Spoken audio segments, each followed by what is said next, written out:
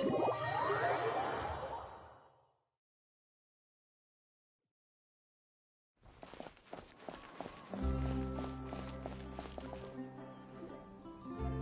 and Aoife, we found Kakuku! What's the situation? How bad is it? Oh no. When I saw that Kakuku wasn't with you, I'd already prepared myself for the worst. Relax, Aoife. Maybe Kakuku just prefers high-rise living now. Sometimes you just have to let the kids grow up and make their own choices in life. For real now? Do you even hear yourself, bro? It's not that bad. Kakuku's fine. Still very much alive and kicking for starters. He hasn't been arrested either, so no jail time. See? You're not exactly reassuring me here. As for the bad news, well, it's really not that bad. Kakuku accidentally overheard some top secret stuff, so he has to stay at the Palais Marmonia for a while to sign a confidentiality agreement. But there's no need to worry. The person in charge of looking after Kakuku is super nice, so he'll be absolutely fine. All right. That doesn't sound too bad after all. Wow, hearing that's put my mind to rest. But based on my understanding of how things work here, the ban on flying objects should be over by the time Kakuku actually gets out. What a shame. Oh well, I guess we'll just have to go have some fun without him. You don't look disappointed in the slightest. Anyway, Auroron and I will be staying in guest rooms upstairs at the Hotel de Boer for the time being. Feel free to drop by if you need us. Yay! Problem solved! All right, let's catch up another day.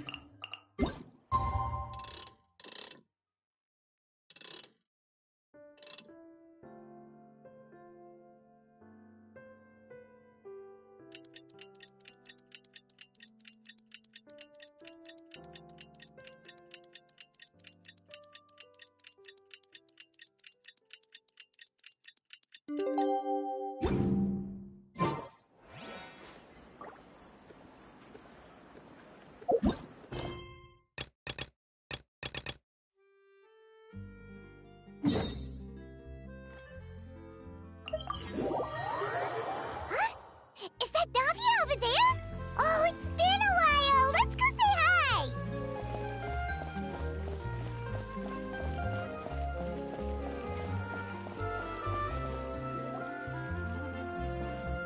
Hey, Navia, what you up to? Shh! Get lost, Monica! I don't want to see you back here until you're ready to wake up and start doing things properly! Right now, you're a disgrace to my kitchen and to the Hotel de Boer name! It was an accident. I'm sorry, did you hear me asking for excuses? No, I'll do better, I promise. Why is she so aggressive? She won't even listen to what the poor girl has to say.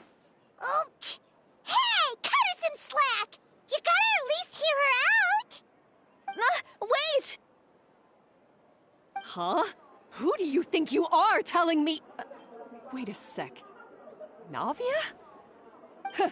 So, you're bringing backup now. Suit yourself! You're still wasting your time!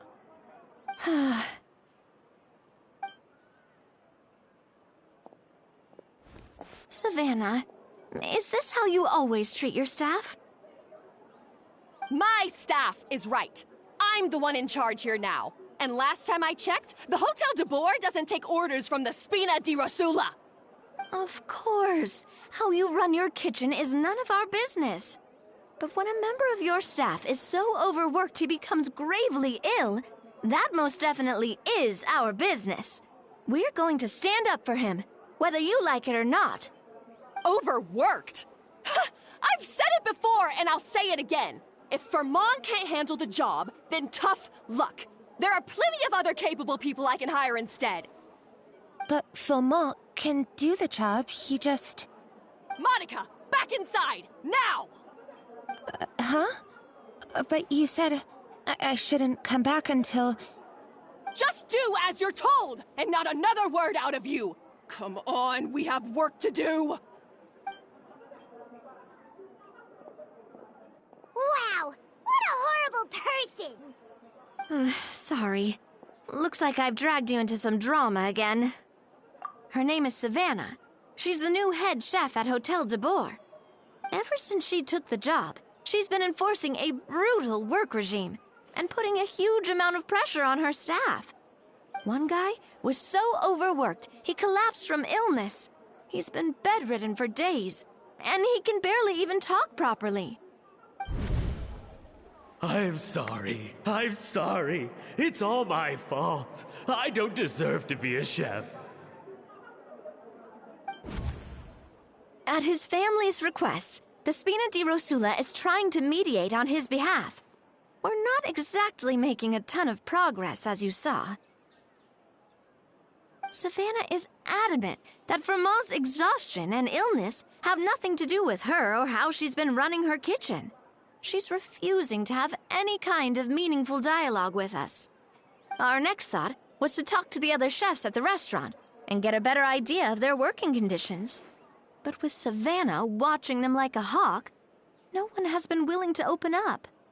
And that's why I'm here, doing it the old-fashioned way. Camping out, watching, and waiting for an opportunity.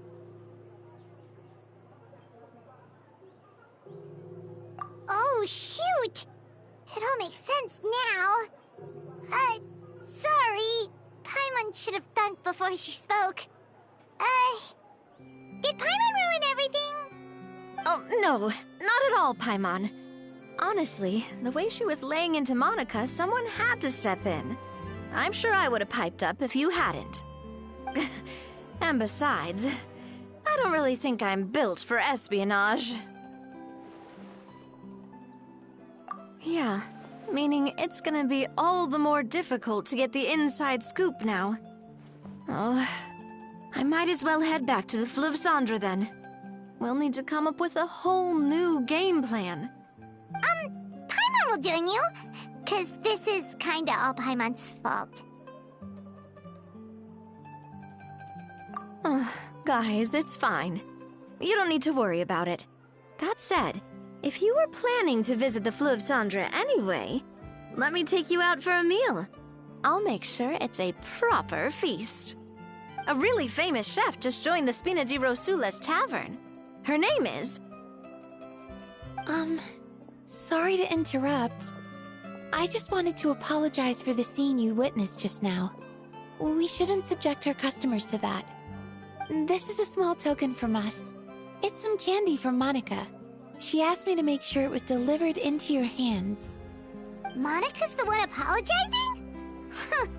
Clearly Savannah is the one who owes an apology. Our head chef has been a little highly strung lately. Sorry for everything. All right. Since there's candy, Paimon will drop it. Not the candy. Thank you for understanding. We'll make sure to pass your feedback on to Miss Savannah. A little highly strung, huh? Paimon doesn't get it. How did someone like her even become head chef? Well, according to Fermat's family, she hasn't always been like this. But that's a story for another time. Let's try this candy.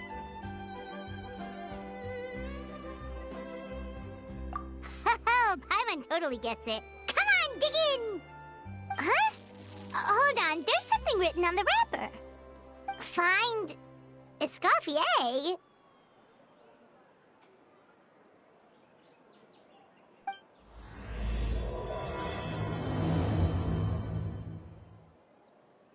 Escoffier? Could this mean... Huh? You know that name, Nadia? Yeah.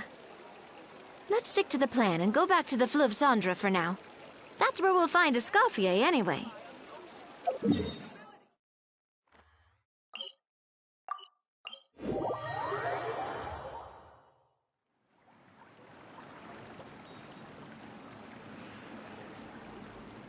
So, who is this Escoffier, anyway? Well, for starters, she used to be the head chef at the Hotel de Boer, before Savannah.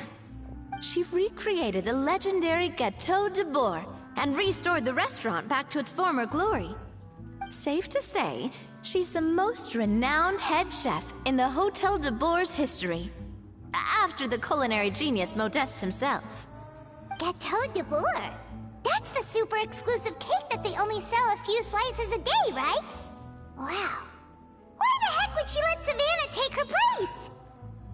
Well, apparently, the Hotel de Boer was reported for a safety incident. Someone claims that the kitchen was adding an illegal substance to their menu. But none of the chefs had any idea how it could have gotten into the food. In the end, Escoffier decided that as head chef, she should take responsibility. And she was sent to the Fortress of Meripede. The Fortress of Meripede? Well, you're right. The quantity of the substance they found was fairly minimal. Even the guards believed the whole thing was probably just an accident. Escoffier didn't have to stay in the fortress for long, but still, by the time she returned, the role of head chef had already passed to Savannah. So that's what happened. Paimon still thinks it's really unfair. Even though Escoffier is no longer head chef at the hotel, she's still well respected by the staff. So, I'm guessing what Monica wants is for us to convince Escoffier to try and negotiate with Savannah on the staff's behalf. Oh, Paimon gets it! Monica wants Escoffier to come back and kick Savannah out. It's simple. If the new head chef is stressing everyone out, then the solution is just get the old one back. Well, about that... You thought cream of mushroom soup was ready to serve after 3.5 minutes on the stove! You'd have had more sense serving hot water with ice cubes. At least then you wouldn't have wasted all this perfectly good cream and mushroom! What do you say, Hilaire? I'm sorry, Cream. I'm sorry, Mushroom. As you can see, Escoffier is that kind of chef as well. You have to leave it on the heat for long enough to allow those flavors the chance to come out. Don't be fooled by the aroma when the water first starts to boil. Got it? Yes, Chef. Then go back and do it again. The customers are still waiting. Remember where you went wrong and don't repeat the same mistake twice. Yes, Chef.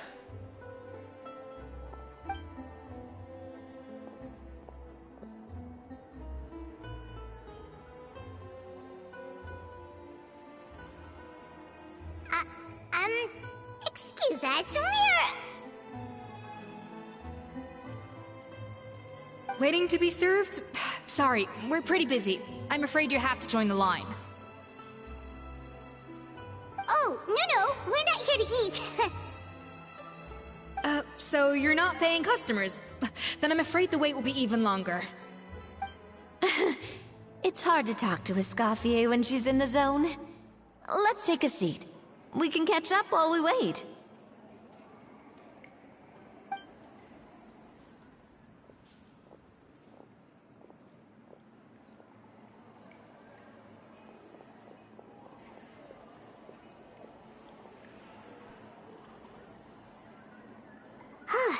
Looks like the rush hour is finally over. Is it always this busy here? These days, yes. I'd say business has tripled since Escoffier joined as temporary head chef. Well, in her words, the Hotel de Boer doesn't need her anymore. It doesn't look like she's got any plans to go back. I guess I'll be heading off then. Wait, take these home with you. We can't serve them now, and there's no sense in letting them go to waste. Oh, thank you, Chef. For what? Like I said, I just don't want them going to waste. Oh, and tell Fiamma to get well soon, so you're not running yourself ragged every single shift.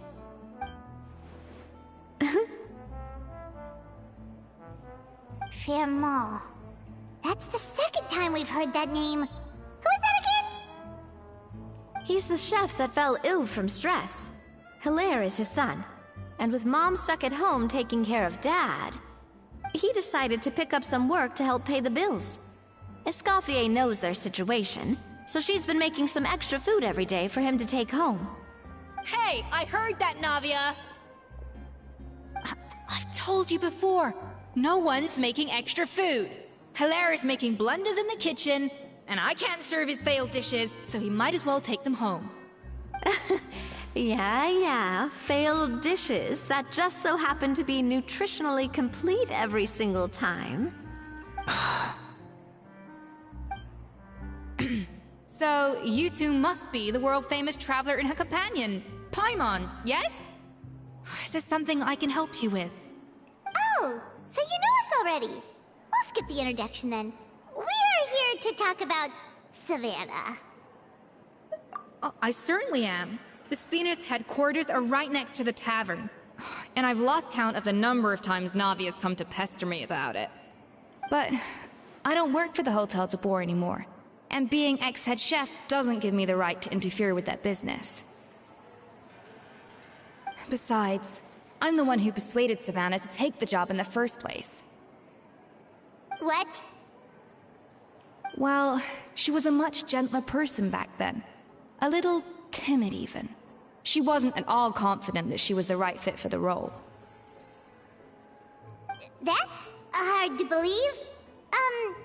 Are we definitely talking about the same Savannah here? Honestly, I do wonder if she's just emulating me. I mean, I'm not the most pleasant head chef to be around either. Anyway, suffice to say that given the history between us, it'll be tricky for me to tell her she's doing her job wrong without coming across like a huge hypocrite. Fiamma and the others probably think that Savannah gets it all from me. I wouldn't be so sure about that, Escoffier. Look at this note we got from Monica.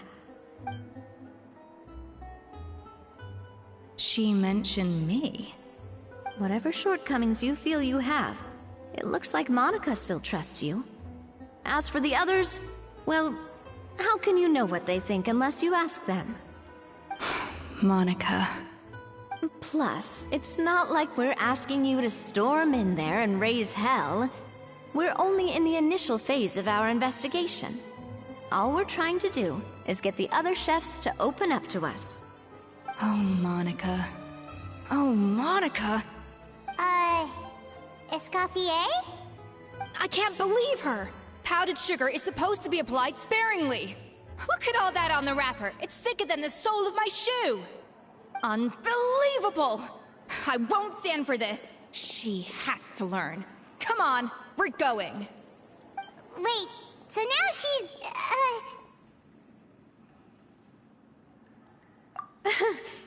Let's go catch up to her. We don't want to keep her waiting.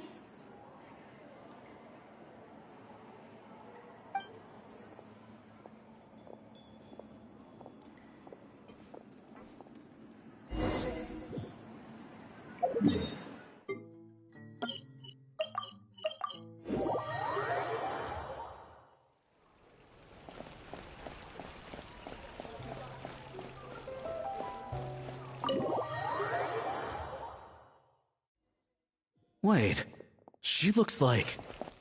Is that Escoffier? I'm sorry. I'm so sorry.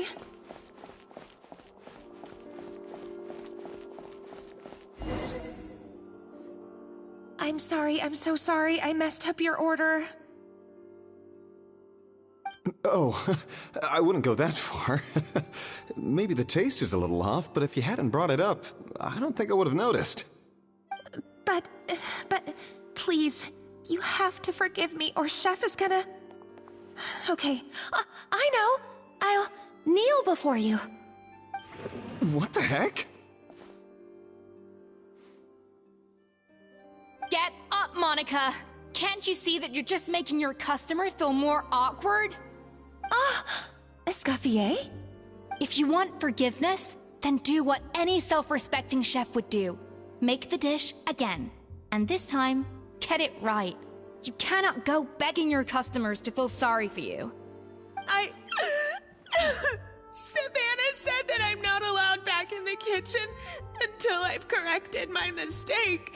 But if I can't go back into the kitchen, I can't do the dish over.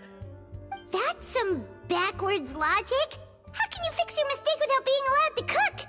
If this is what Fermat had to put up with, then no wonder he had a breakdown. We apologize for interrupting your meal, sir. It's fine. With my layman's palate, it's not like I can tell the difference anyway. I was actually quite enjoying my meal until she appeared out of nowhere and started apologizing. Gave me a bit of a fright, to be honest. Oh, well, it's because Chef Savannah tasted a bit of the leftover soup from my pot and then threw me out of the kitchen. Gosh, that's pretty strict. Has she always been that way? I don't recall things being like this when Escoffier was head chef here. I gotta say, you're all looking a little worse for wear these days. I mean, Escoffier was strict too, but I think the difference is that her criticism was more constructive, so you knew what you did wrong and how to improve, and we all knew that it came from a good place. Chef Escoffier was hard on us because she truly wanted us to reach her level. But these days, whenever we make a mistake, we just get told to wake up, get your head in the game, or just do it again. And it's only gotten worse since word got out that Chef Escoffier had started working again in the Fleuve Cendre. Monica, you don't need to call me chef. I'm not the boss here anymore. Yeah, but through no fault of your own, what happened back then, that wasn't on you, and all of us know that. That banquet was a huge event, and so many staff were involved every step of the way. With so many moving parts, there's no way of knowing how that Lumiline ended up in the food we served. Lumiline? What's that? A new drug from the Fontaine Research Institute, produced from an extract of the Lumitoile. Apparently it sharpens the senses, so they used it to treat people with impaired responses to stimuli. Oh, yeah, I've heard about that. They found out you can use it as a flavor enhancer since it stimulates the taste buds. Makes things pretty addictive. They also found that overuse can have mood-altering effects, and even lead to nerve damage. So it quickly ended up on the guards' list of controlled substances. Unfortunately, however, some food products containing the additive had already made it to the market by the time the guards banned it from the restaurant industry. Everyone knows that in all likelihood, someone probably just purchased a batch of contaminated ingredients by mistake. But you took all the blame. We all know why. You just didn't want to see this turn into a place where tensions are constantly running high, because everyone's suspicious of each other all the time. And now look at you, a fry chef in the Fleuve Cendre. What are you trying to say? Sure, the Spina's Tavern is no Hotel de Boer, but come on, it's not that bad, is it? Oh, the Fleuve Cendre, you say? Great. That's where I'm dining from now on. Monica, I'm very happy with my current job. And there's no changing the past. We just have to let bygones be bygones. Besides, at the end of the day, I was the head chef, regardless of whose mistake it was. Ultimately, the responsibility lay with me. If only Savannah was half the boss you were. I'm sorry? Do you have a problem with my conduct as head chef? No, chef. So, you do remember who's boss? Escoffier? I thought you'd left this place for good. What are you doing back here? What happened to you, Savannah? Why are you acting like this? When I turned this place over to you, You made me the head chef and gave up your right to tell me how to do my job. You're not the boss here anymore, so stop acting like you own the place. Whoa. Sounds like someone has a chip on her shoulder.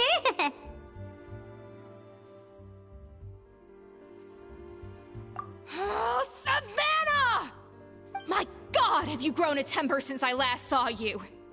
Have you put even half the amount of energy into improving your cooking skills, or are you still using the Pluie Lotus as an off-brand marcotte, thinking no one can tell the difference? That's none of your business! What happened to not storming in and raising hell? Ho ho! I was not expecting to see something this spicy as soon as Escoffier returned. Huh? Van-Ajem? Aye, miladies. Might I make a humble suggestion? Given that we have ourselves a tête-à-tête between chefs at the Hôtel de Bord, I dare say it would be de rigueur to settle this the traditional way. The traditional way? That can only mean one thing. That's right. I'm talking, of course, about the tradition established by Modeste himself. The cooking contest! According to legend, the founders of Hôtel de Bord, Modeste and Savelli, used this method to resolve all of their disputes. Everything from petty arguments over next week's menu to disagreements over the strategic direction of the restaurant. The cooking contest would decide who had the final say. Huh. It sounds like they had a lot of free time on their hands. Ah, well, it might sound that way to us. But in fact, the cooking contest played an enormous role in motivating chefs to hone their skills, reaching new heights of excellence in the culinary arts. And indeed, the reintroduction of this institution in recent years has surely been instrumental in transforming the Hôtel de Bord into the top-ranking restaurant in Fontaine. Reintroduction? Someone brought it back? Who? What say you, Escoffier? Surely you of all people won't back down from this challenge. It was you who put the rule in place, after all. Sure, I reinstated it, but I'm not a chef at Hôtel de Bord anymore. Isn't this bending the rules a little? I see no issue as long as both sides agree to the terms. We could simply treat it as an exhibition of sorts. Savannah, any objections? Exhibition. Huh. No. If we're going to battle it out, let's put it all on the line. If I lose, it's up to you what happens to me. I don't want anything to happen to you. But if you lose, you hand over the Codex de Bord to me. What? The Codex de Bord? Only the legendary handbook written by the original head chef Modeste. It contains all his secret recipes, including Gâteau de Bord. It's the greatest treasure in Fontaine's culinary world. And only the present and former head chefs of the Hôtel de Bord have the right to read it. Present and former? Wait, but that already includes Savannah, though. What do you want that old thing for? You have your own copy, don't you? Don't take me for a fool. You know perfectly well what I mean.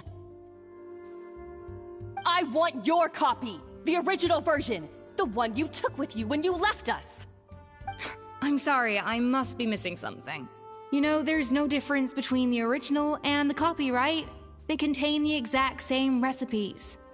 Stop trying to change the topic. What's wrong, Escoffier? Scared you're gonna lose to me? Or are you scared of me getting my hands on the original Codex? Savannah, you may remember that we gave her the original as a parting gift, to thank Escoffier for her years of service. Asking for it back feels a little, Oh, I'm sure it won't be an issue, as long as both sides agree to the terms. Those were your words, weren't they? And as for the contest itself, let's make it a bake-off. Gâteau de Bourg, per the recipe in the codex. Well, Escoffier, you against me. Are you in or out? You sound surprisingly confident. Alright then, let's see how much you've actually grown. I hope you surprise me, Savannah. I'd hate to find out that all you've learned after this long is how to chew people's heads off. Believe me, I'll show you. Escoffier, are you sure this is a good idea? You accepted her terms a little hastily. Oh, it'll be fine. Let's head back to the Fleuve Cendres so I can get prepping. When will Lenny and Lynette do another show?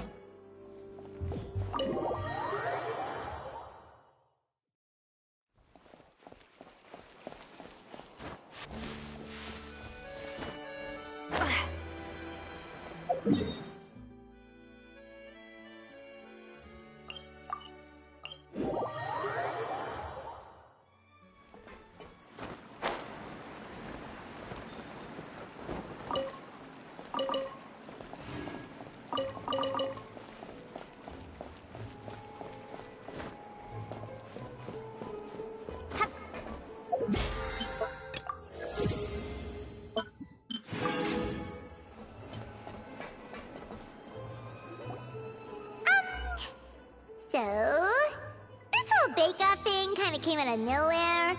Was it really sensible to just go along with it? Well, I got a sense that she's holding something back.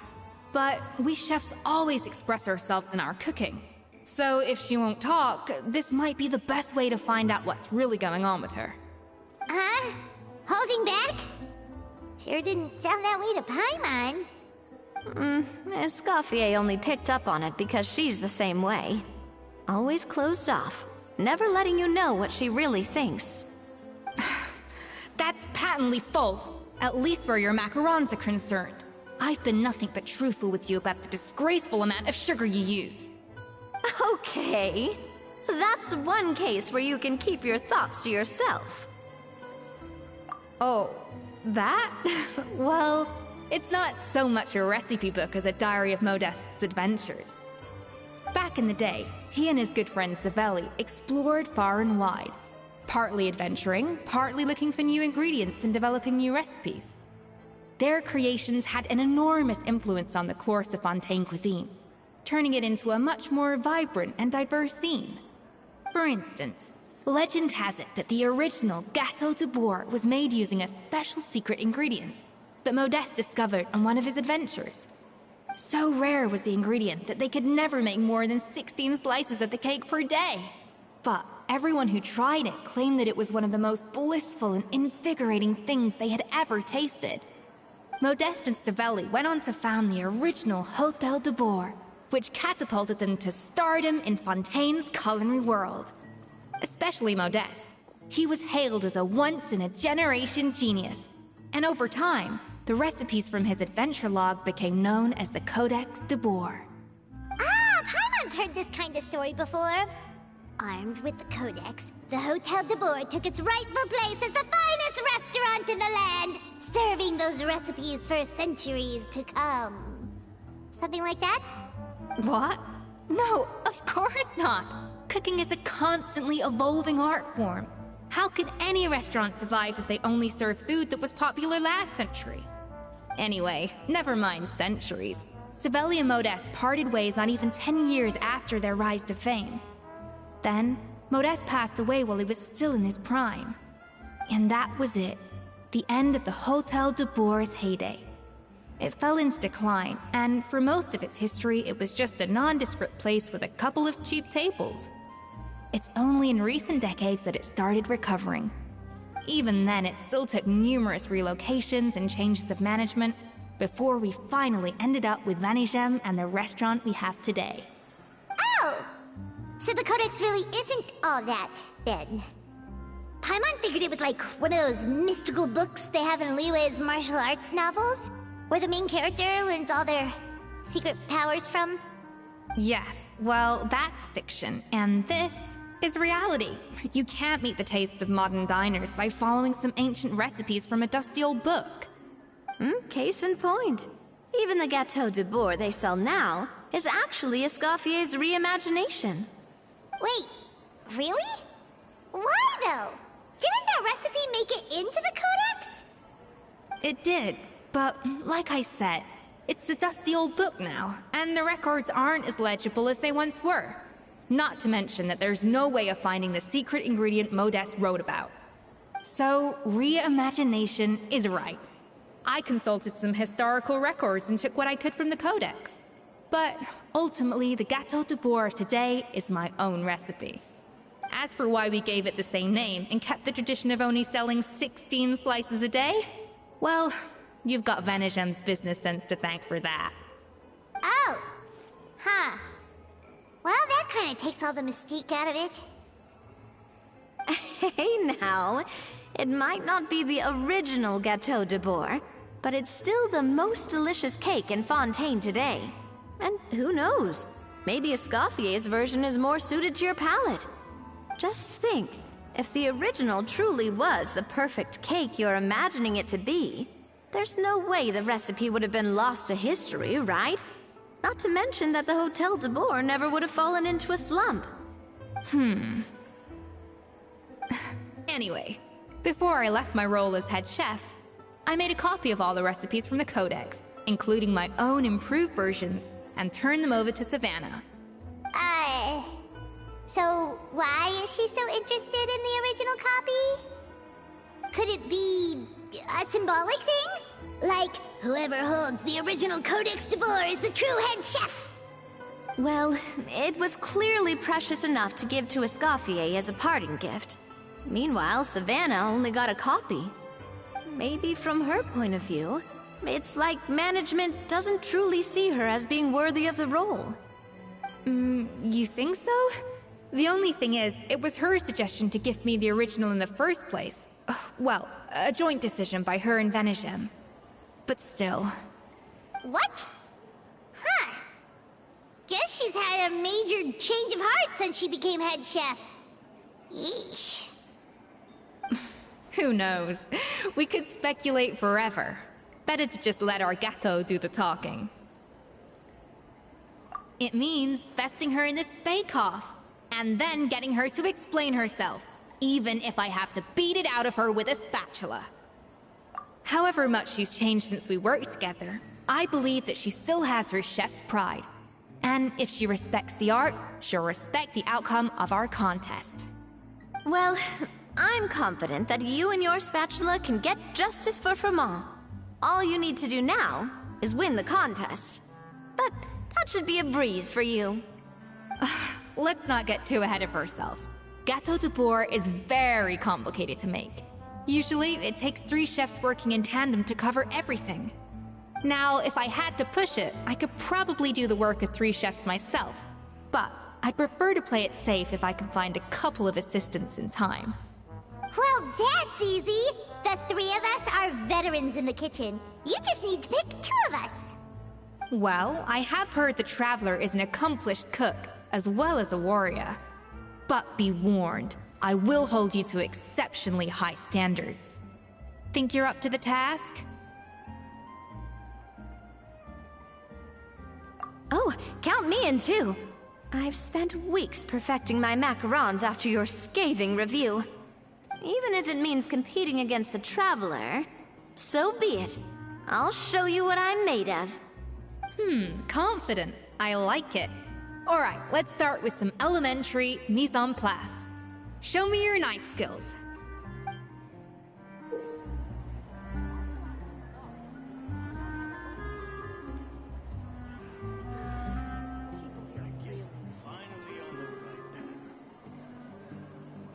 I've always called it chopping stuff up, not mise en place. But it's basically the same thing, right? Oh, Navia. The difference in your case is that mise en place is chopping stuff up without sending juices flying. Looks like you found that easier than I expected. Yeah, Thankfully, it was pretty straightforward in the end. You made it sound like we'd be carving statues out of fruits or something. Well, brace yourself, because the next step is anything but straightforward. I'll be using this cold press to extract flavor compounds from the ingredients. A kind of special food processor I got the Fontaine Research Institute to make for me. It uses cold temperature extraction to isolate the essence of cooking ingredients, which can then be used to flavor dishes more precisely. But this isn't exactly standard kitchen equipment, so that probably didn't make a whole lot of sense. Let me give you a demonstration instead.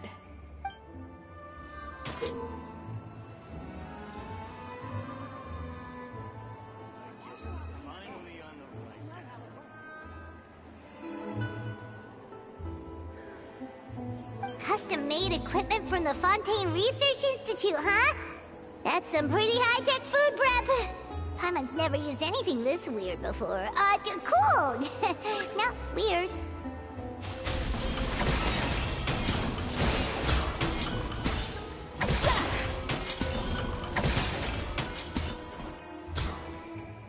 And done.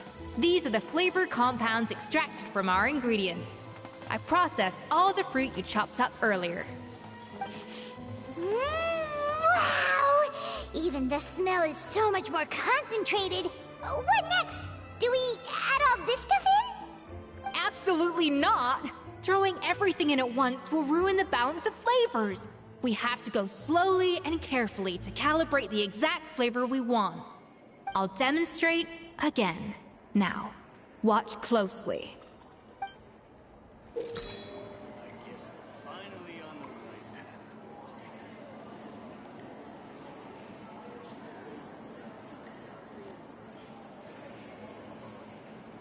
Slowly and carefully. Not a drop too much, and not a drop too little.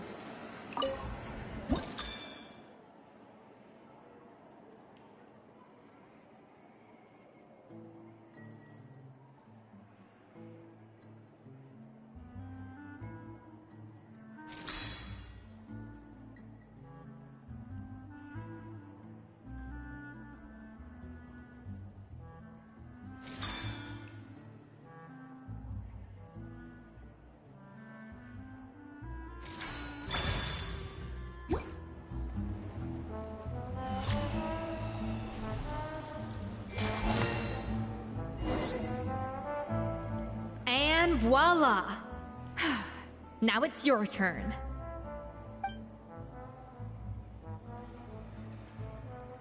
Not terrible.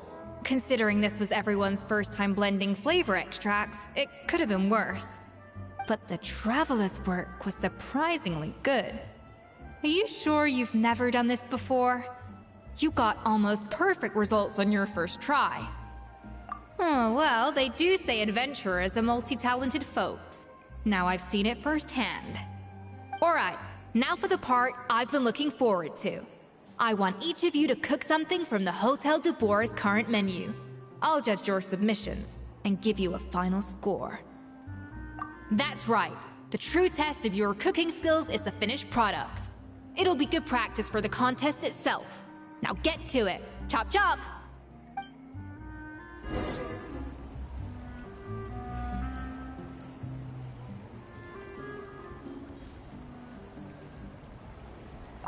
How's it going? Have you picked a dish yet? Choose wisely. I expect you to present the most delicious thing on the menu.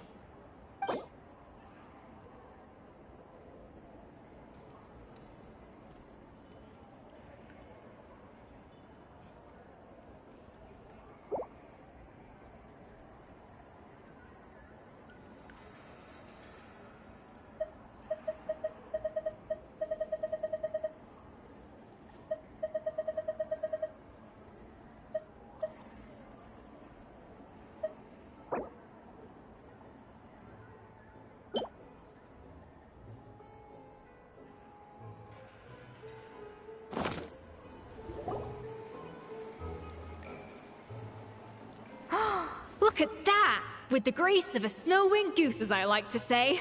Now, let the grating commence.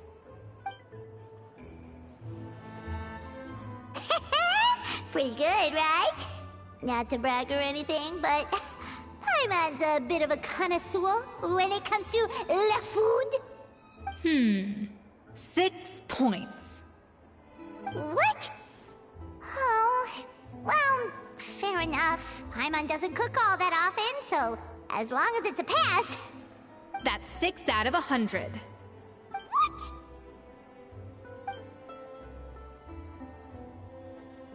You say you're a connoisseur, but it's quite clear from this dish that you have far more experience consuming food than creating it.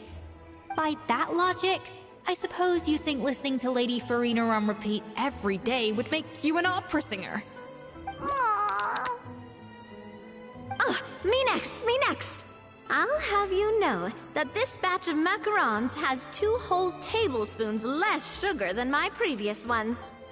So you went from 12 tablespoons to 10? Well, it's nice to know you actually measured it out. Because it tastes like you just threw in whatever was left in the jar. 6 points. Aw. Now to the final dish. So, what do you think? This is our last hope. 8 points. Darn! That's barely higher than what we got. Not exactly. The color is spot on.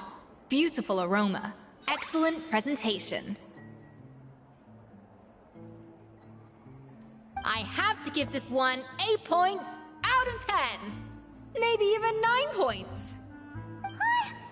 How did you pull that off? Don't get me wrong. There's room for improvement. But still, this is clearly the work of an accomplished chef. I can tell that you've put many hours of work into honing your skills in the kitchen. I can really taste the grace of the snow-winged goose in this dish. The traveler's journey, with all its trials, tribulations, and setbacks. Not to mention the frustrations of having a picky eater for a partner. Hey, you made that last part up! No way did you taste that! Well, it looks like I lost fair and square. I guess you'll be taking the Traveler as one of your assistants then? But if it takes 3 chefs, that still leaves 1 slot remaining. Maybe Paimon and Navia should keep practicing and see how it goes? Chef Escoffier! Oh, it's Hilaire! What brings you here? I heard the news about the cooking contest. You're doing Gâteau de Bourg, right? I was just wondering if you needed any help? And you think you're up to the task, do you? Oh, no, I know I'm not there yet. It's actually my dad who wanted to help. Firma, last I heard, you could barely get out of bed. Chef Escoffier, Navia, Traveler, thank you all so much for everything you're doing for me and my family. I've had enough of sitting around at home while you run yourselves ragged. If you let me, I'd like to help you win this cooking contest. Yeah, I was gonna say the same thing. Don't you worry. I'll be fine. I'm feeling much better now. I'm sorry. I know I've been rather useless these past few days, but not anymore. The fact is, I'm a fine chef, despite recent events. I've proven myself in the Hotel de Bourg kitchen, so if anyone's qualified to work under Chef Escoffier, it's me. I think. I hope so. Firma, have you even set foot in a kitchen since leaving Hotel de Bourg? I have not, but I'm fully rested now. I know I can handle it. I'll prove it. Let me whip something up for you right now.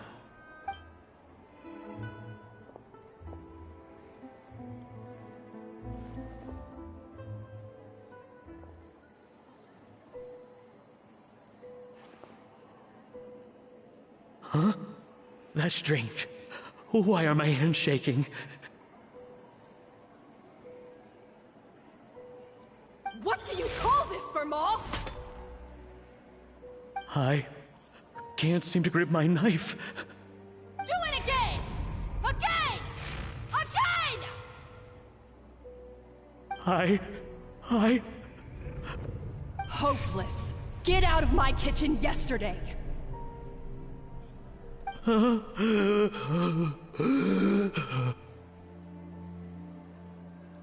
Dad, what's wrong? I don't understand. I was feeling so much better, and then Will I never be able to work in a kitchen again? Dad, talk to me. What happened? I think the real issue here is not physical exhaustion, but psychological trauma. Monica, when did you get here?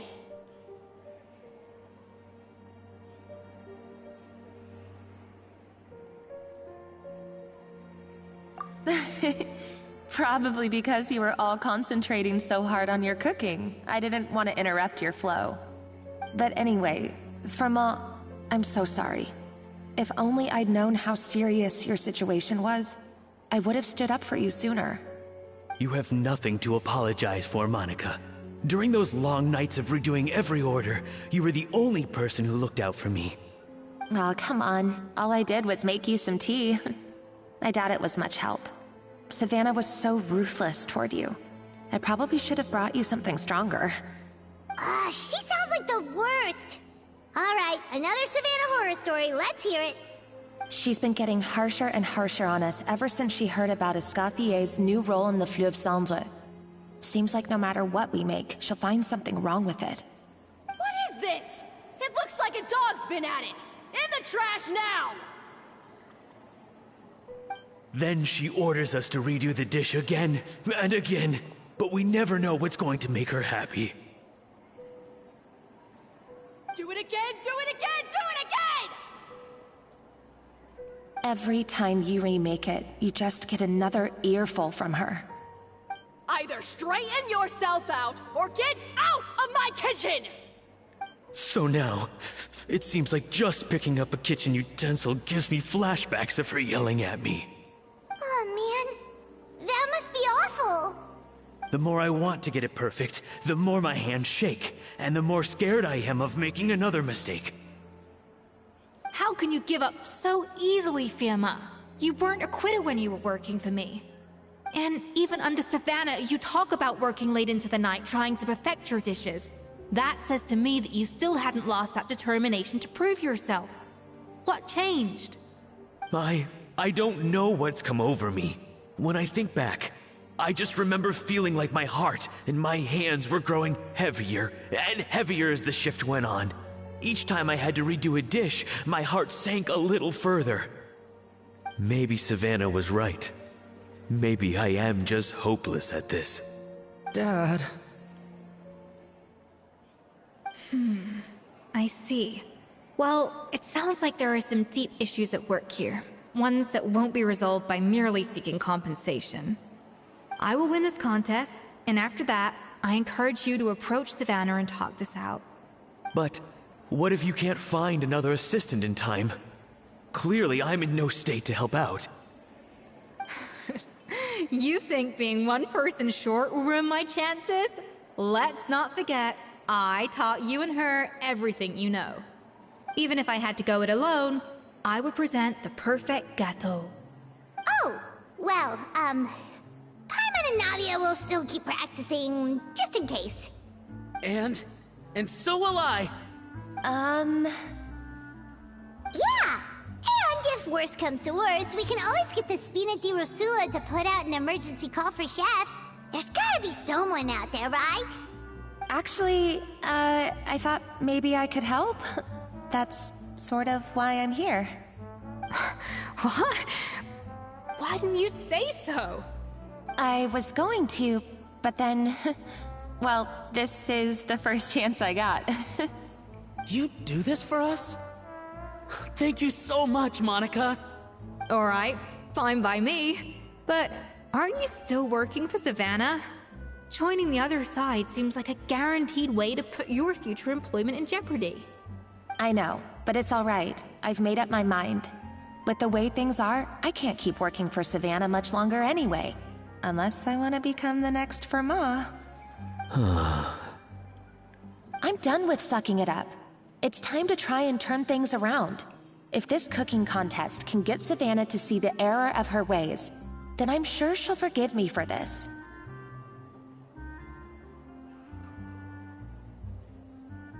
Whoa!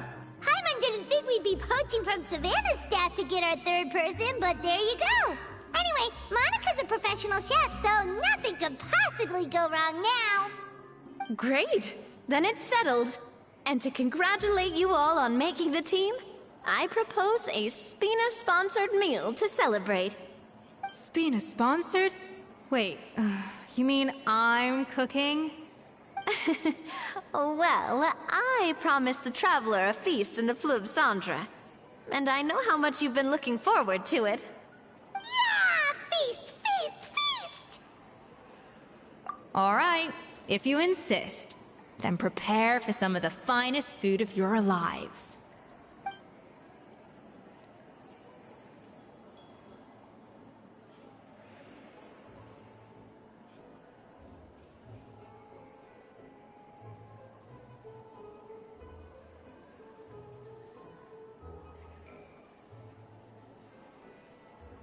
That's not a bad idea, actually. Wait, hold on. You need to finesse that further.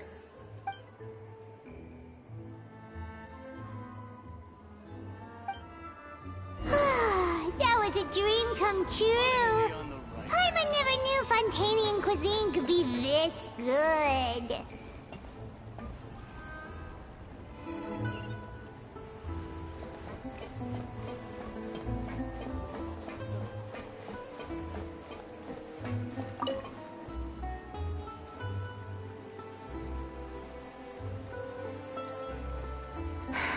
Why, Savannah?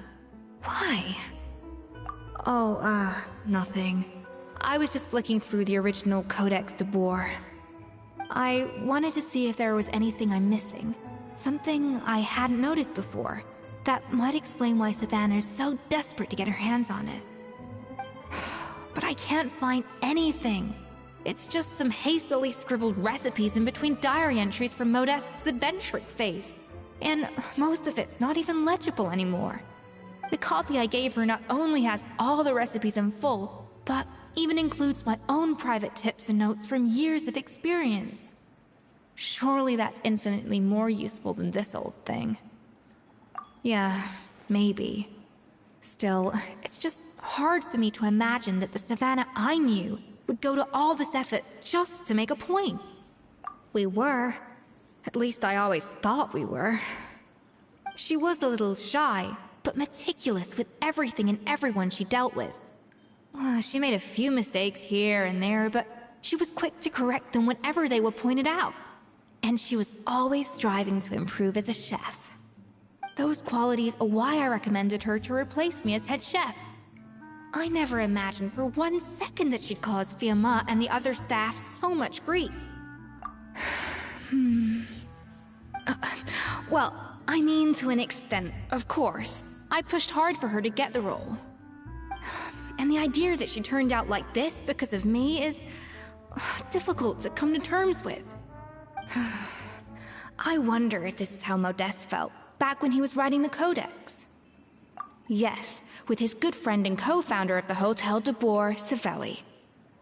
The story goes that after Modeste unveiled his Gâteau de Boer and was hailed as a culinary genius, he was admired and adored by all. But his newfound fame slowly drove him and Savelli apart. Unlike Modeste, whose every new creation was an instant hit, Savelli seemed to face setbacks every turn. Doors that would swing wide open for Modeste would shut in Savelli's face. And with Modeste being whisked off to all manner of functions by his celebrity friends, he had less and less time to discuss the culinary arts with Savelli.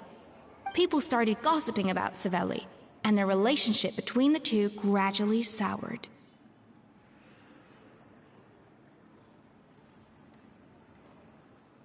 Everything came to an abrupt end when Modeste, still in the prime of his life and still hailed as a genius, suddenly died from an acute illness. And that was it. They neither had a decisive split, nor got the chance to properly reconcile. Their story just came to an end. One rumor had it that Savelli actually killed Modeste out of jealousy, even as the latter was hoping to make amends.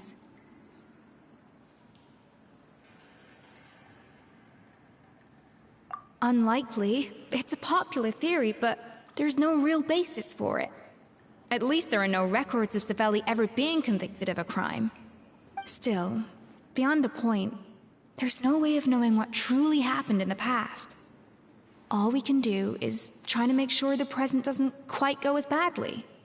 And that's why I have to win this contest tomorrow.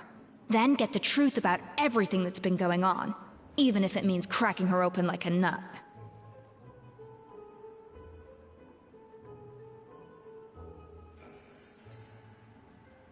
Really? Well, I like the confidence. Don't let me down tomorrow, then. You better bring your A game.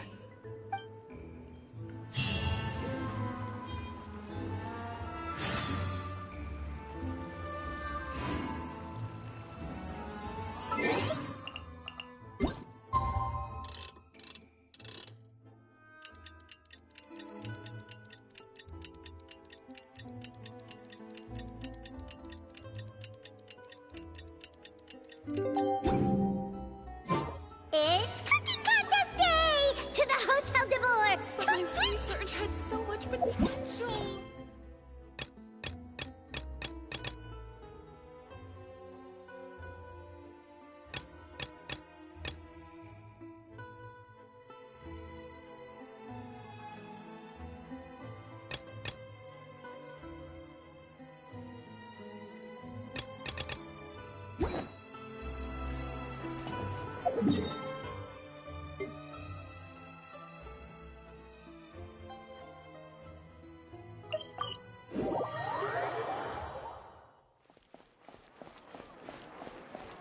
Ad Astra at... Thank you for completing today's commissions.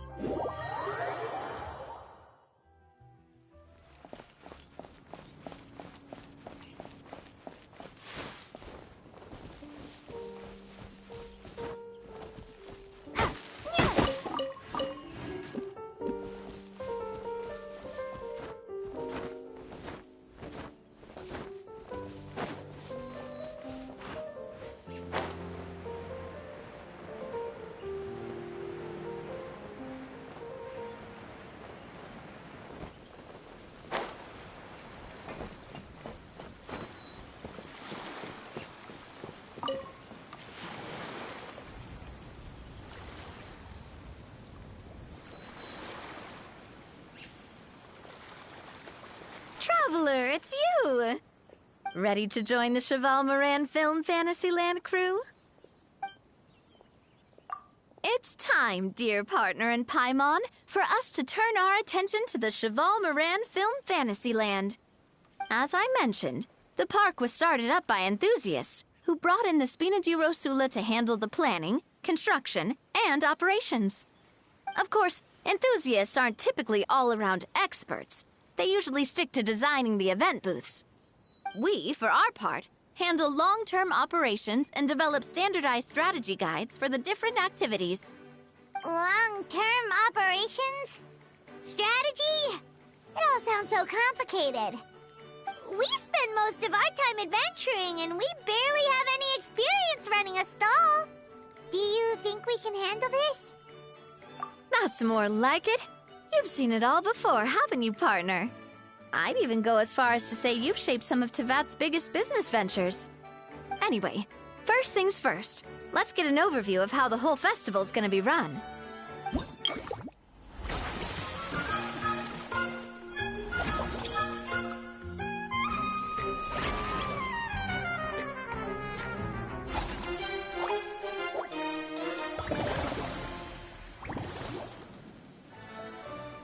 As you can see, our fantasy land's a bit like a sugar-free macaron right now. Several areas are still under construction. Despina's only been able to hire a limited number of craftsmen. Besides, we don't have enough experience to handle multiple projects simultaneously. That's why I chose to adopt a time slot-based planning method, so we can focus on specific tasks during each designated period. Upgrading facilities, expanding the venue, hiring staff. All of this requires funds and time slots to accomplish. So, it's our job to allocate precious time slots in each business cycle to the most worthwhile tasks. As we attract more guests and earn money to add to our funds, we'll also be able to work more efficiently, which will allow us to divide each cycle into finer time slots, which will let us get more done. So we'll be limited in the decisions we can make and tasks we can focus on within each time period. Which means we have to use our limited actions and Mora to earn even more Mora. Kinda like playing chess or cards then. Cooking up a strategy in advance is gonna be key. Paimon thinks she just about gets it. How do you feel about it, Traveler? Yep, come on, we can do this. You mentioned standardized strategy guides just now. Does that mean there are non-standard ways to take part too? Of course. Film and entertainment mean different things to different people. And there's gonna be a wide range of exciting activities for people to try out. If we're not careful, some visitors might wander off and end up getting in trouble. And others might pick up dangerous props by mistake.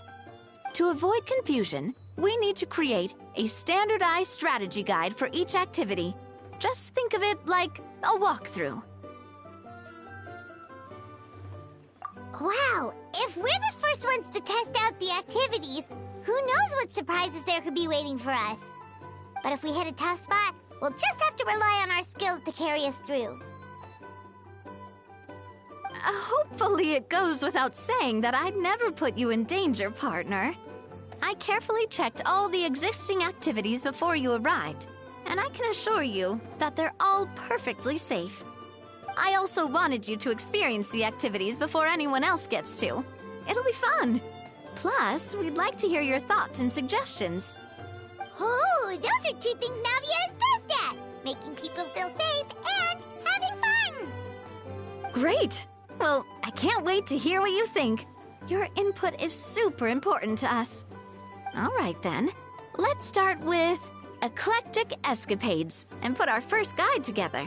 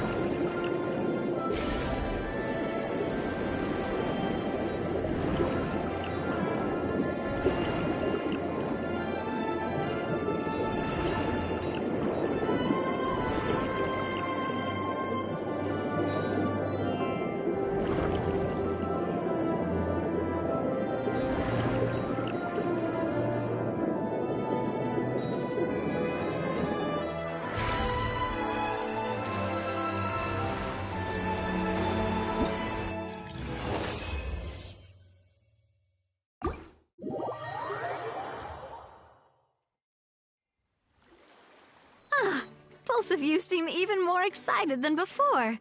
Looks like your first trial run didn't disappoint. Paimon hasn't actually watched that many films, but after trying it out, she might just be hooked! We should check out the film that it's based on! Great job, Paimon. That's exactly what our enthusiast friends were hoping you'd say. They'd be beyond delighted to hear that visitors are curious about the films that inspired these attractions. Some have even been willing to contribute extra funds out of their own pockets. Where budgets have allowed, of course. Out of their own pockets? That's right. While the Spina di Rosula covers the cost of basic booth materials and rental fees, many fans have personally funded promotional materials and related merchandise. The cost of the booth itself isn't their main expense. Some of them have already started designing spin-off products inspired by film characters. Take our official mascot, Surintendant Chevalmoran, for instance. She won second place in the last most popular character poll for the comic film category, and was even dubbed the pinnacle of round, bouncy cuteness. Many people have expressed interest in designing cushions based on her image, using the highest quality fabrics and hiring the most skilled artisans to mass produce them. These cushions will officially go on sale at the next convention alongside lots of similar products. Sounds irresistible, right? Plus, as Surintendant Chevalmoran's guardian and official image rights agent, Furina will receive 60% of the sales revenue. After all, the fans are doing this voluntarily, not for profit, but to promote Surintendant Chevalmoran's adorable image. The more Mora ends up in Furina's purse, the better Surintendant Chevalmoran's meals will be. And who wouldn't be happy to hear that? Oh, Paimon likes the sound of that. Everyone working hard for something they all love without worrying about profit. Still, we can't just ignore Mora completely. Whether it's fan creations or official commercial projects, some level of financial balance is still necessary. The same logic applies to the Chevalmoran Film Fantasyland taken as a whole. Once we finish the standardized strategy guides, our attractions can officially be open to the public. But we can't take personal charge of the ticketing process. There's plenty of work to do at the various booths, and the park itself is a work in progress. We'll need to assign dedicated employees to maintain and manage each attraction. There's a recruitment section on the park's bulletin board. We've received many applications, and each candidate has their strengths. Our job is to match the best candidates to each attraction based on their overall performance. Once assigned, the staff will keep the attractions running, ensuring a continuous revenue stream. Wait, so we've suddenly gone from being playtesters to heads of human resources? That's definitely a first for us. Just don't hold everyone up to your own standards, okay? You can't expect everyone else to be as capable as you. Alright, time to review some resumes. Fingers crossed we'll get some exceptional candidates.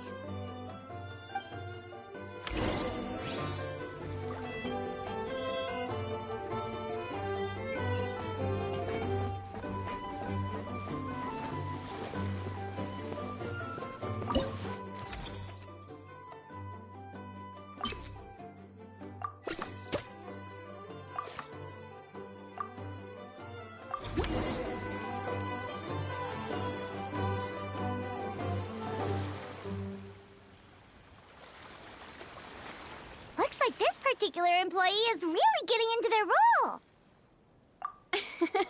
You're both doing great. You sound more like bosses than I do. In any case, with this, the Chevalmoran Film Fantasyland is now officially open. Running a theme park is a long-term project. You won't make much if you try and rush it. We're just about done with our current work setup, so let's take a short break and wait for this cycle's revenue report to come in.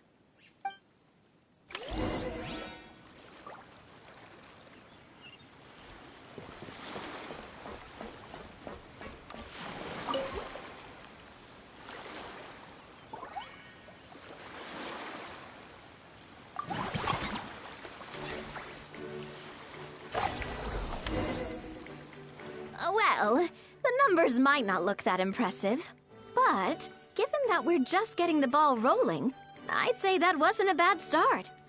Building on this momentum, we must consider rolling out more unique business strategies during the next cycle. To draw in the crowds, I've invited one of Fontaine's very own celebrity chefs, my good friend Escoffier.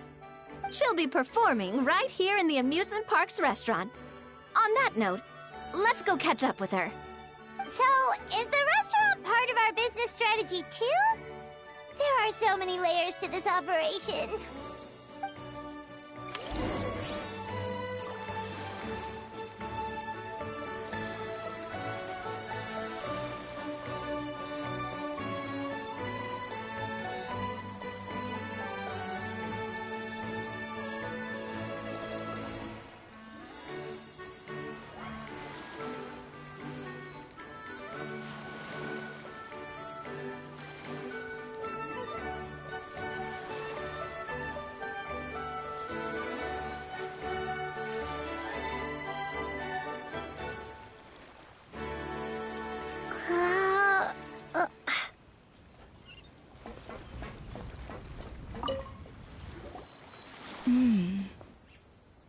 The restaurant is up to standard, and the waterside location will make for a unique dining experience. The beautiful scenic reflections in the water create a stunning backdrop, lifting diners' spirits and allowing them to truly savor their meals. Ingredients, check. Cooking utensils, check. Looks like we're ready to rumble. Hey there, Escoffier!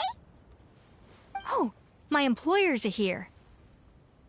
The president of the Spina di Rosula, plus the famous traveler and Paimon. I must say, you seem a bit overqualified to be running a film-themed amusement park. I'd say that if anyone here was overqualified, it would be the former head chef of the Hotel de Boer.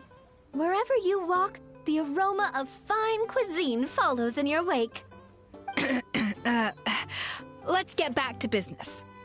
I'm guessing you want the traveler to help me decide the theme dish for each cycle, right? This is the business strategy I mentioned earlier. Using Escoffier's top-tier dishes to attract more visitors to the park. But this isn't just about attracting visitors. Her culinary masterpieces will surely have other surprising effects. Just imagine, Paimon, if all you needed was a single ticket to enjoy all the attractions and taste all the legendary food. Wouldn't you be tempted? Then Paimon come every single day! Now, here's the twist. To get the most out of this strategy, the menu can't be made public. Based on research by a certain food branding consultant, many restaurants have started offering a special chef surprise dish. So give me some inspiration every few business cycles, and I'll decide on our next theme dish. Now then, give me your hand. A warm and energetic feel. Your hands are calloused from wielding your sword, but still quite delicate. When you grasp its hilt, it's like you're holding the bow of a violin. A sword, then. The theme this time shall be strength. All right, let's find out what strength looks like in gastronomical form.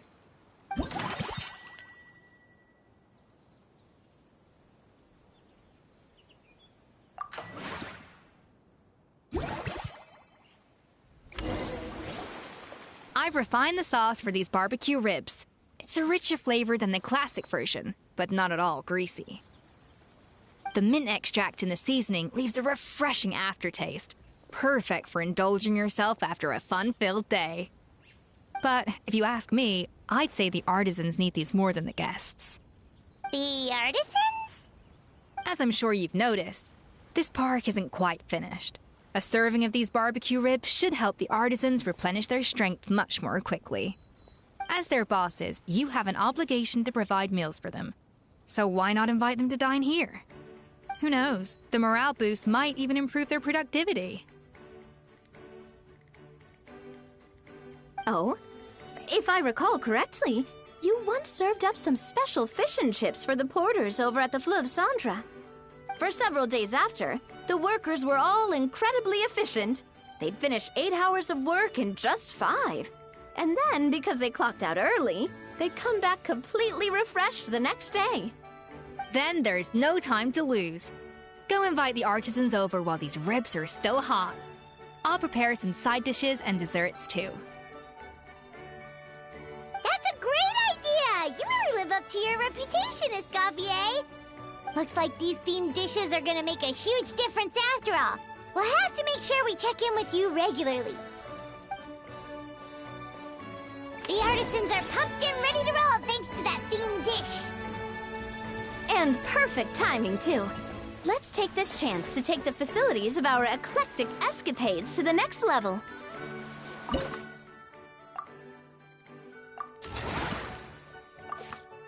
We should be able to attract more customers by upgrading the stall, don't you think?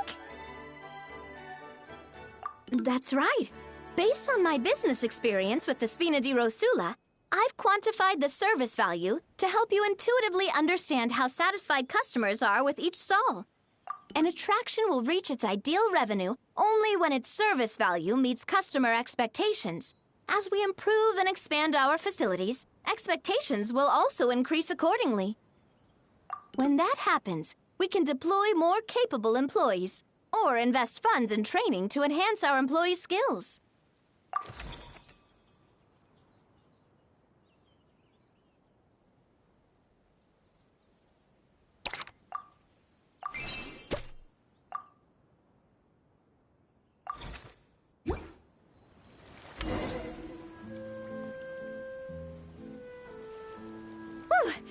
That should be everything. Looks like you've pretty much mastered how to run this park. Huh? Have we really? Thinking about it, we have learned quite a lot, haven't we? Oh, not at all. I wouldn't say I taught you much. Your intuition's been guiding the way mostly. I imagine long-term operations sounded like a scary prospect the first time I mentioned it, huh? But don't let that scare you. Just break things down into smaller steps and tackle them one at a time. Even if you're not a genius or naturally gifted, you'll get it done in the end. Whoa, seeing her own progress has really got Paimon fired up! Actually, she's gonna jot your words of encouragement right down. From here on out, we'll be running the Cheval Moran Film Fantasyland together. Let's make it a big success!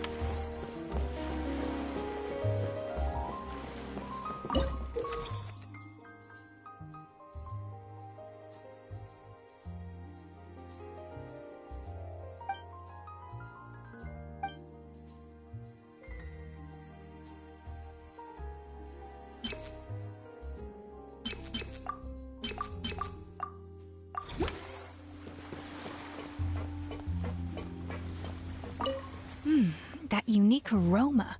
I wonder how you'll inspire my cooking this time. All right then, I'll just go with the flow. It's about time for a fresh new flavor.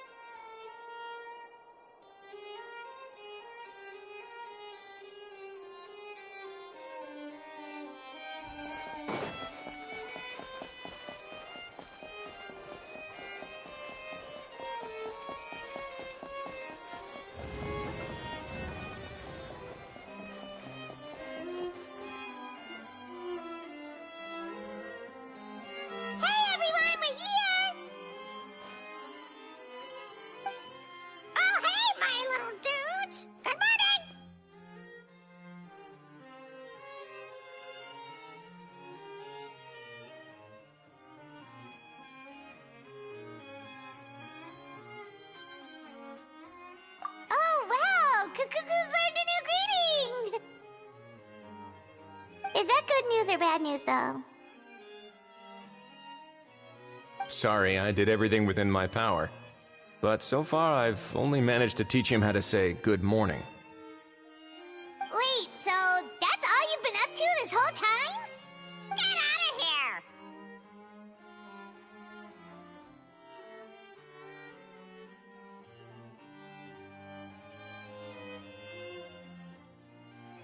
Huh? Okay, so good mornings aside, please tell Paimon there's been some other progress too. Of course. That's why I'm here. Kakuku's not the only one that Mr. Wriothesley's been getting to talk. I'm referring, of course, to the convicts. It was nothing. These guys weren't exactly tough nuts to crack. So, what's the deal? After racking their brains, they remembered speaking to an inconspicuous middle-aged man just as they were preparing to pack up and leave Natlan. He was dressed in the manner of the Children of Echoes and carrying a box. Plus, the description matches the one the gun was found in. All in all, he didn't look any different from your average Natlanese traveler. Perhaps seeing that they were dressed as merchants, this man stopped for a chat, inquiring where their goods were headed, and even asking if they could share a boat. The smugglers were very cautious, though. They didn't tell him any specifics.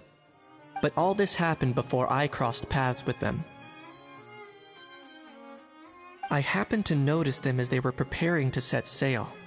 I thought they looked shady, so I snuck aboard, and ended up being carried along all the way to Fontaine.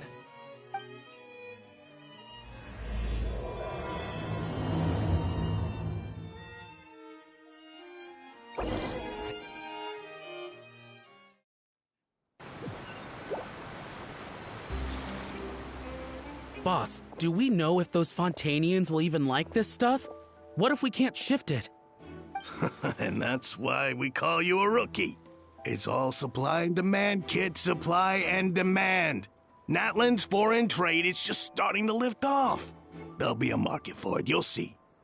That's right. So stop giving the boss trouble, rookie. Just do your job and keep an eye on the goods. Are they merchants? Have they come to Fontaine to do business? Scarred face. Calloused hands.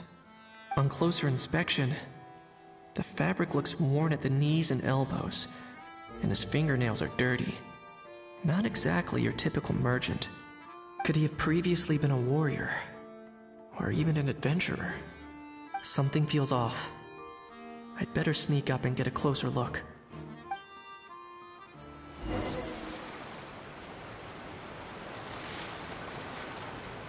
Nice thinking, boss. This tourist tub's been fast-going and smooth sailing. Plus, no one's been asking us what we're up to. That goes without saying. Big cargo ship would have been too slow, whereas the smaller ones would have been faster but way too bumpy. If we ended up damaging the goods by accident, all these months spent grafting away would have gone up in smoke. Seriously? But there's hardly anything here. Would it really have taken them months to prepare? And why would they need to transport it with such care? Could they be secretly smuggling precious items out of Natlan? I'll need to find a way to get to the bottom of this.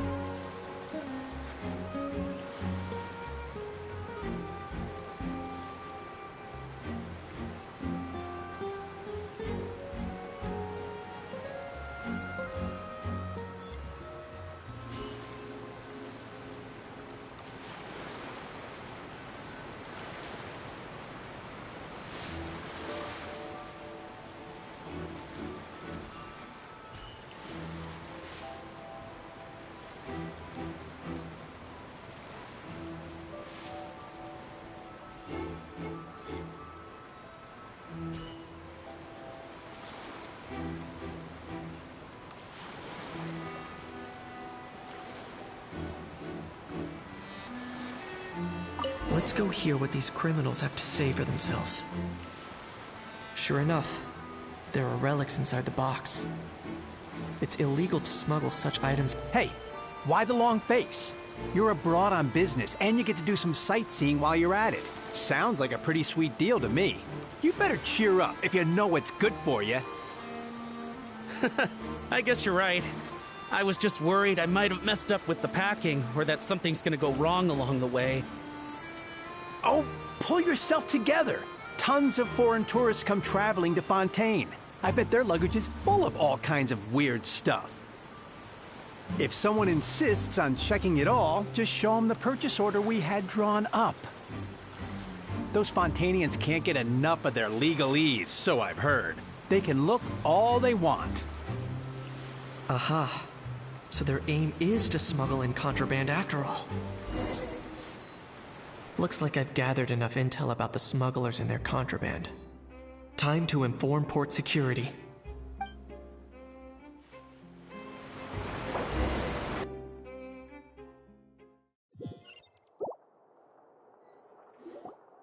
So anyway, that was when I went and told the Fontainian guards about my suspicions.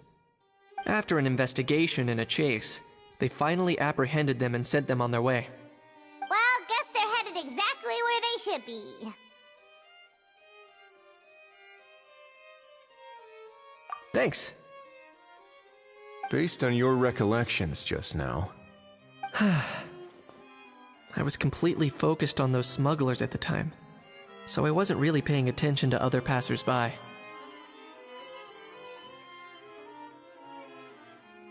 Yeah, Kanish, you did great! In other words, the person who brought the gun here, the one who lost it, has no connection to the smugglers whatsoever. They were working entirely on their own. Oh dear, oh dear! Sounds like Mr. Kakuku wants to chime in? He said this elusive individual's actions are positively mystifying. It's a good observation, I quite agree. However, we still know next to nothing about the person. Perhaps we should start by focusing on the lost item itself.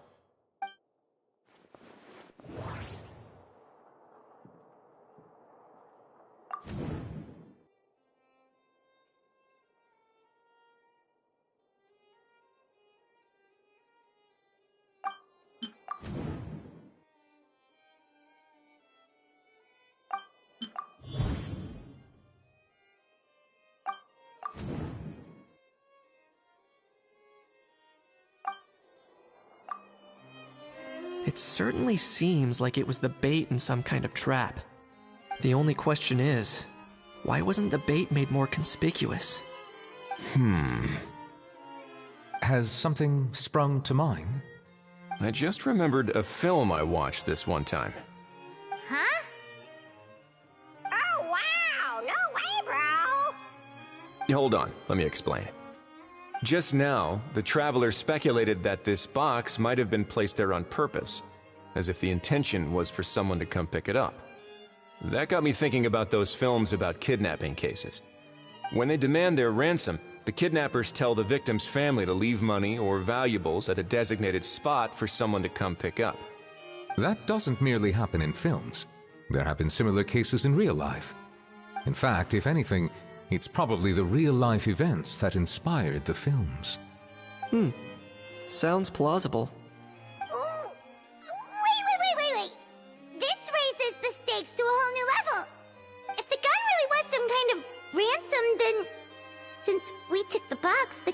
kidnappers never got their payment, so...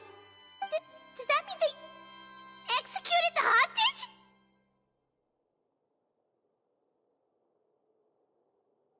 I agree. I don't believe we have a kidnapping on our hands. Selling off stolen goods is extra work that most kidnappers would want to avoid. Unless they're after something very specific, they tend to just ask for cash. Could we be dealing with a kidnapper who's dead set on getting their hands on an ancient dragon handgun? It's not impossible, but the likelihood is very slim. We can discount that possibility for now. And speaking of selling stolen goods, don't you think this looks more like a transaction?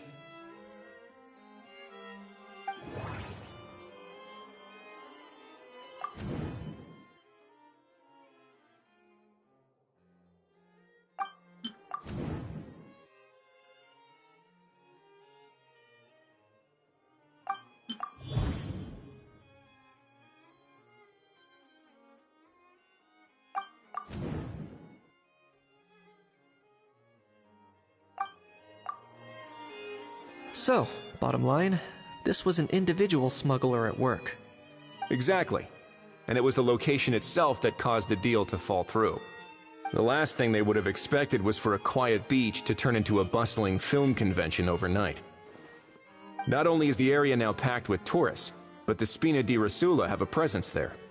I'll bet that both parties were completely caught off guard. That sounds like a plausible theory, but how do we verify it? Looks like your people better start rolling up their sleeves. How so? Easy. Just follow the usual procedure by putting up a lost and found notice. The more routine we make it seem, the more likely the suspect will come forward to claim it. Even if they send a proxy, we're liable to get our hands on new leads. And timing-wise, it's about time we updated the bulletin board anyway. All we need now is a lucky gestionnaire to write up the notice for us post-haste. Ah, so that's what you meant by rolling up their sleeves. In that case, I may as well write it myself. Delegating this to someone else would require an additional explanation. Or are you just not used to asking others to work overtime? Is that really a major concern here? Well, looks like I won't be needed around here. At least until the notice has been posted. You could always wait here if you like. The Palais Mermonia serves a particularly fine cup of tea, if that swings it for you. Thanks, but no thanks. I left a very noisy creature with a friend before heading out, so I should probably get back to feed it. Ah, I wasn't aware that you had a pet, Mr. Kniech. Speaking of pets... Get out of here! Out of here! Yep, that's the plan. Out of here indeed. I believe that what Wriothesley is trying to say is, you are free to leave, Mr. Kukuku. Furthermore, it has been determined that Mr. Kukuku should not, in fact, be classified as a flying object. As such, he shall be free to move around Fontaine whenever he so pleases. You're the best, bro! Oh, that really is good news! Travelers, should we bring Kukuku back to Aoife and Auroran? I shall leave him in your capable hands. Indeed.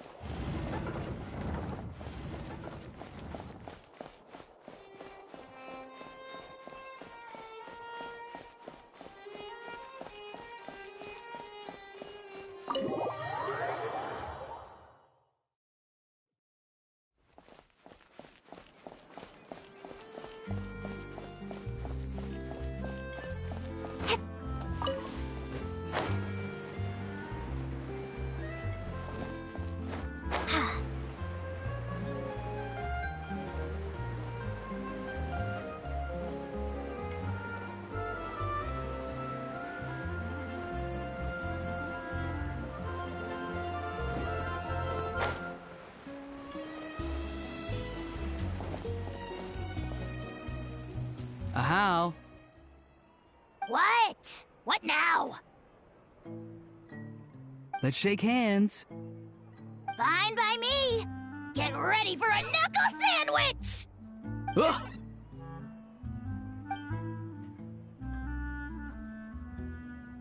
Oh, nice dodge. feels strangely inclined to keep a safe distance. Did you miss me, bro? Cuckoo, you're free! Ugh, not you again. Nope, didn't miss you in the slightest. Hey, other Granny. And hey, Paimon and Kanich. It's good to see you all. Thanks for bringing Kukuku back. Get it away! Get it away from me! Nice to meet you, bro. Who are you calling bro? Say that again to my face! I dare you. If you've got the energy to argue this much, you're clearly not hungry yet. Let's go find something to eat while Ahau lives his best life. Poor Ahau. He spent all day being tormented by Auroron, only to discover that the suffering's just begun. Eva, as a Saurian vet, how can you just sit back and watch our little dragon bro suffer? Huh? How am I the bad guy? Even hear yourself? Ah! Doesn't anyone want to hear how Kukuku got out of jail?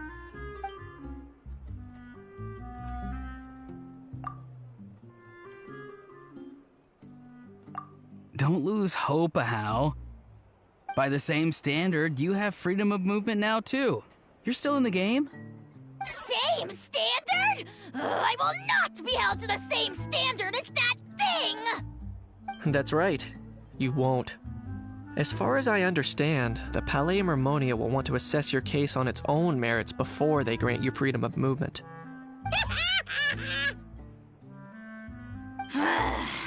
Where's that Saurian meat restaurant again?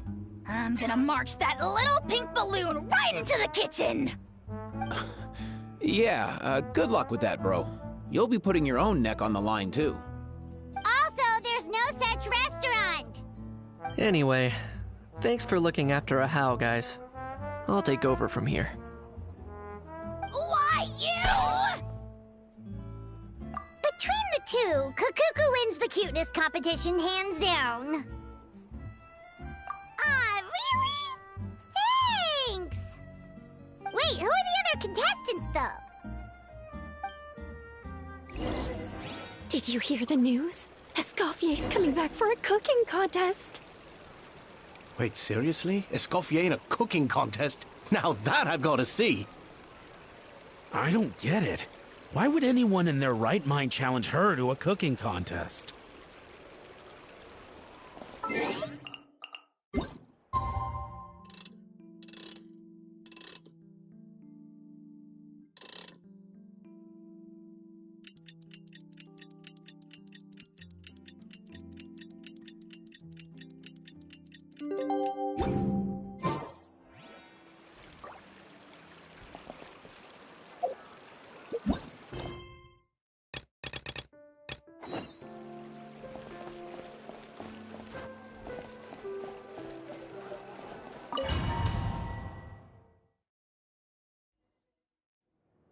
Mesdames et messieurs, welcome one and all to the Hôtel de Bord and to this most exciting of cooking contests. Savannah, I've brought the original copy of the codex you asked for. Monica? Huh. In the interests of fairness, this contest will be conducted in a double-blind format. Once the dishes are complete, they will be sent to the back of the kitchen where they'll each receive a label. The labels will be placed out of sight underneath the plates, only to be revealed after the judges have sampled them and reached a final verdict. This is to ensure that no one will know which dish is made by which contestant. As one of the judges, I promise to be fair and impartial. When my meal got interrupted yesterday, I never thought this is how they'd make it up to me. Getting a seat on the judging panel is a pretty sweet deal. Both contestants have taken their positions. Then, without further ado, let the Hôtel de Bord cooking contest commence!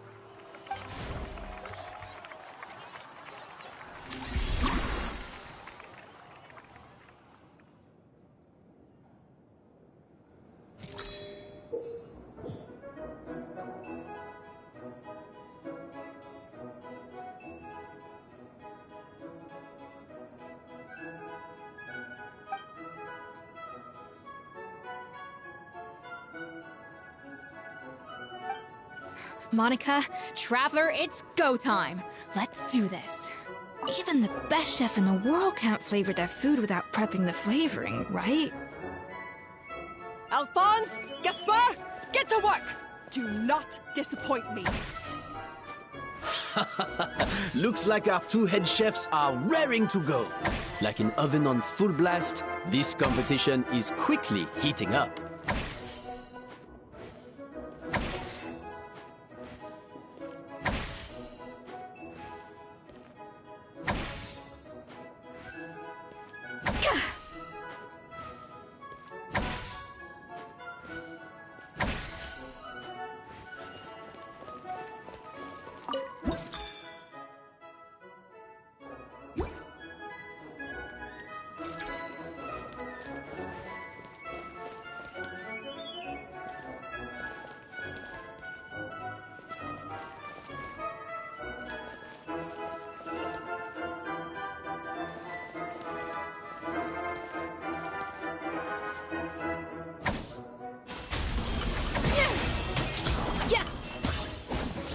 Should be enough flavoring. Now hurry up and balance the flavors.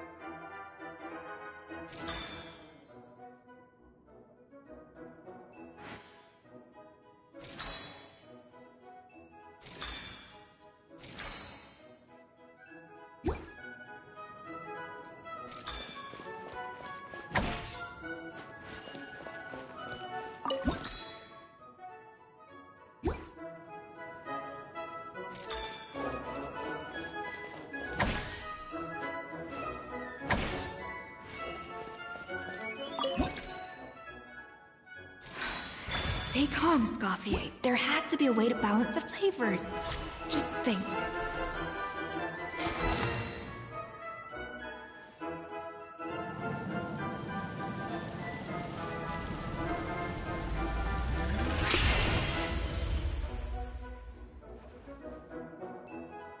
Come on, Escoffier! Come on, Traveler!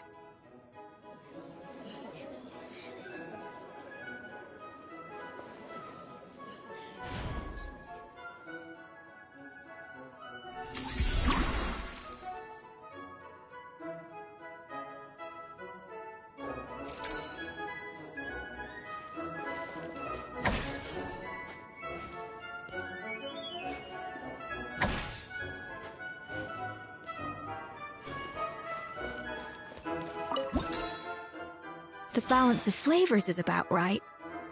But the quantity is too low.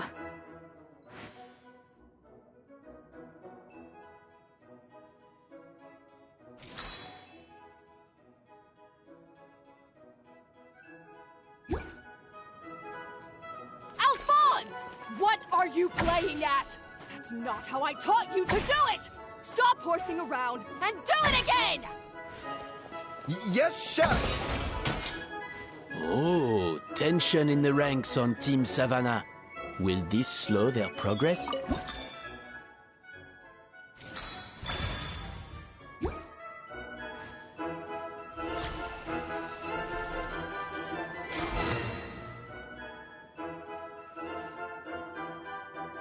So, what do you think?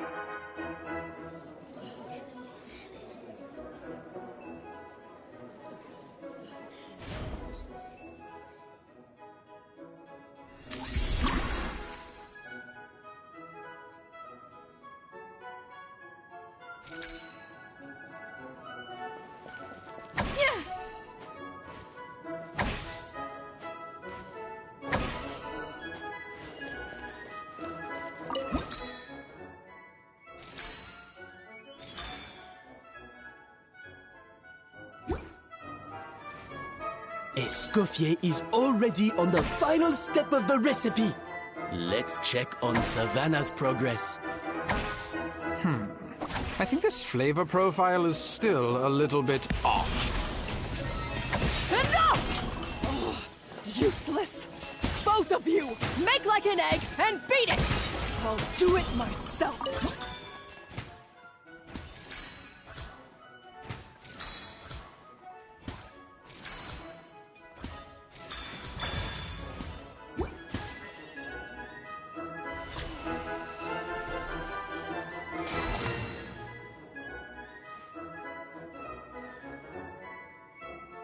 You can't match Escoffier's talent.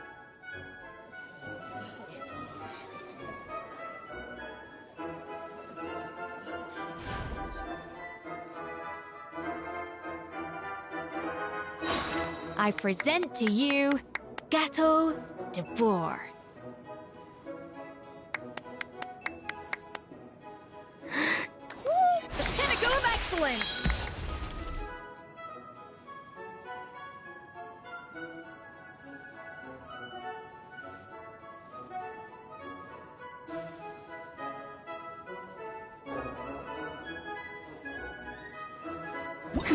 That went just as I expected.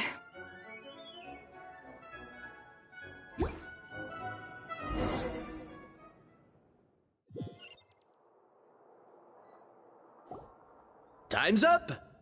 Contestants, please take your dishes to the back.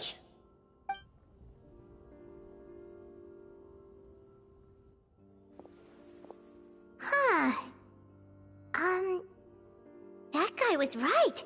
You really can't tell whose is whose just by looking at them. We both made the same dish after all. For all her flaws, Savannah's a talented chef who earned my recommendation for good reason. She wouldn't screw up something as elementary as the cake's appearance. Whoa! This is really rather good. Wonderfully soft and fluffy. Beautifully sweet. This is a masterclass in how to make Gâteau de Bourg. I would give this one at least 9.9 out of 10! Only because there's something about the flavor of the base. It's just a little different from the recipe I'm used to. Huh? Really? I couldn't tell.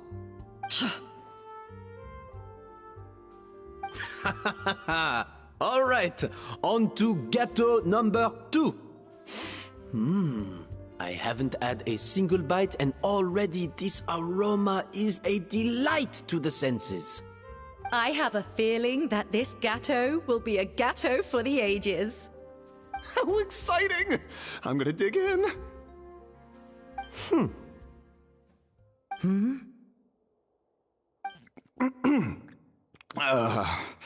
I think maybe someone got a little carried away when they were adding the sugar.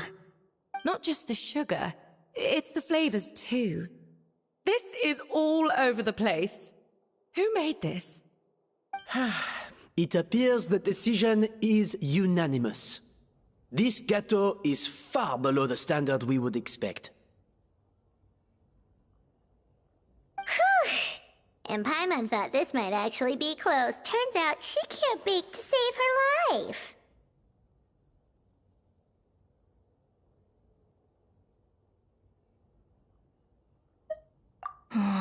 Something's not right here. Savannah may not be perfect, but no way is she this sloppy. I can now declare that the creator of the first gâteau has won this cooking contest. Now, all that remains is to turn the plate over and reveal the chef's name underneath. What? It's Savannah? No! That's impossible! Hey, Savannah! You cheated, didn't you? You cheater! What did you do? Oh, you swapped the plates, didn't you? Well, someone's a sore loser. These cakes went from the oven to the judge's table without me ever laying a finger on them. And everyone here can attest to that. It was Van Gem's staff who labeled them in the kitchen. If you're looking to accuse someone, why don't you start with them? Isn't it more likely that Escoffier's lost her edge? Oh, or maybe her assistants let the team down. You take that back! Judges, we demand a rematch.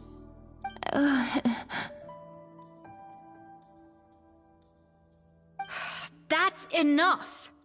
What's done is done. As head chef, or rather as team lead, I take responsibility for the dish I served. Whatever went wrong and however it happened, I should have spotted it.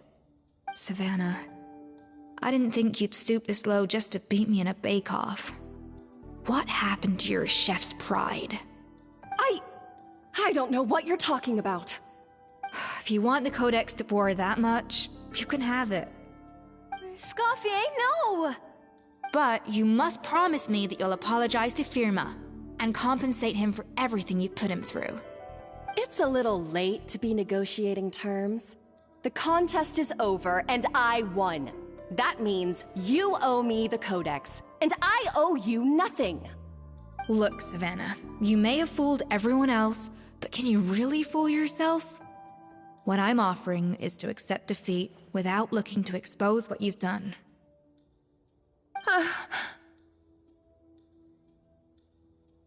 But only on the condition that you promise to stop putting so much pressure on your staff. Fine. I'll treat this as your final handover of duties from one head chef to the next.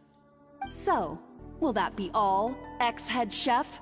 Or is there any other unfinished business you'd like to leave in my hands? I didn't mean that to be a scolding from your former boss, just a word of advice from a fellow chef and a friend. But I don't know if you're even open to input from other people anymore. I know what I'm doing. I don't need your advice. All right, fine. I'm glad to hear it.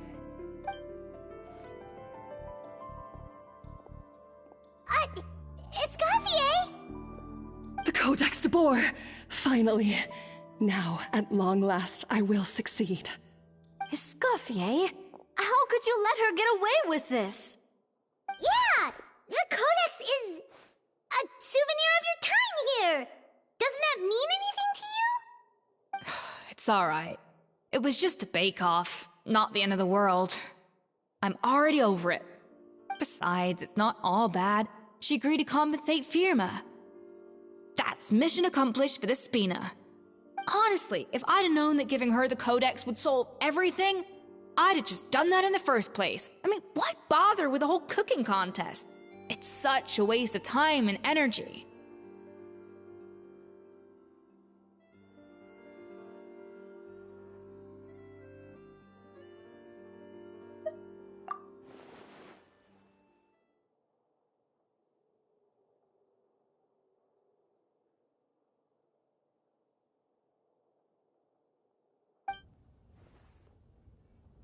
No.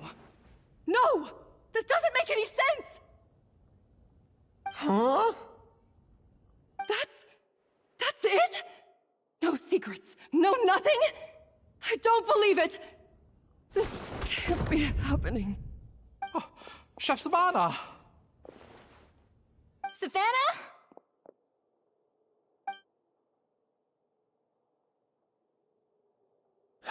It's nothing life-threatening. Just a lot of pent-up stress and exhaustion. Oh, I knew it. Pent-up stress? The truth is, however hard she might be on the rest of us, the person she puts the most pressure on is herself. Yes, there are nights when she makes us redo things over and over into the wee hours. But for her, it's every night.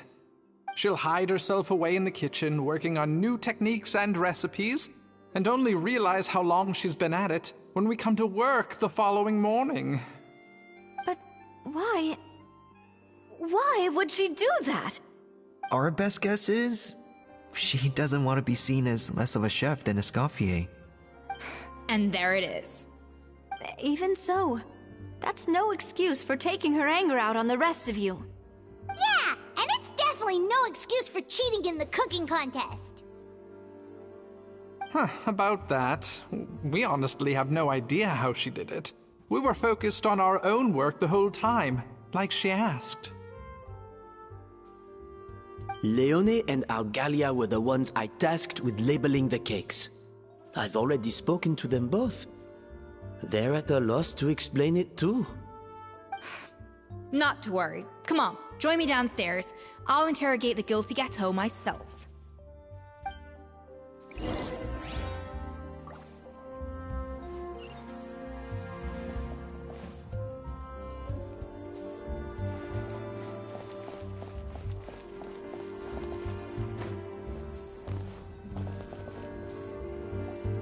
Well, how is it? Have you figured out what it was? Oh, this is aggravated assault on my palate. I'd rather eat wet cement than this. Is it really that bad? I made sure the taste tested before it was served. Oh, relax. This isn't your cake. Savannah never switched the plates. The offending flavors are coming from in between the icing and the cake base, which means someone tampered with it while it was being made. Or in other words, we have a traitor in our midst.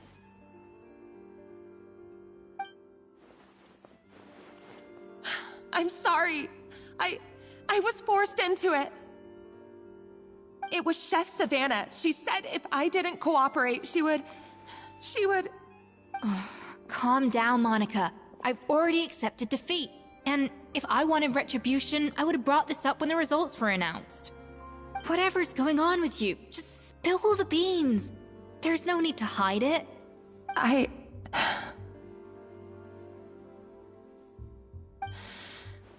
I was the one who caused the food safety incident that one time. Food safety?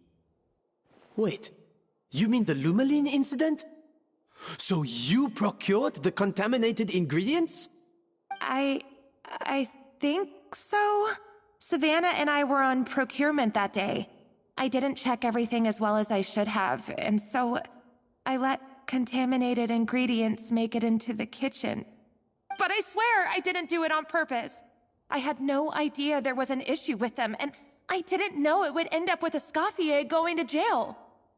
But the last thing I expected was for Savannah to use it as leverage to blackmail me with... This is crazy! So Savannah pressured you into sabotaging Escoffier's cake by threatening to expose your secret if you didn't? I know, it's terrible. I'm so sorry. I was so scared. The thought of Chef Escoffier finding out that I put her in jail, it made me freeze up with fear. I thought Escoffier would hate my guts if she ever found out, and yet somehow that's ended up in me doing something even worse.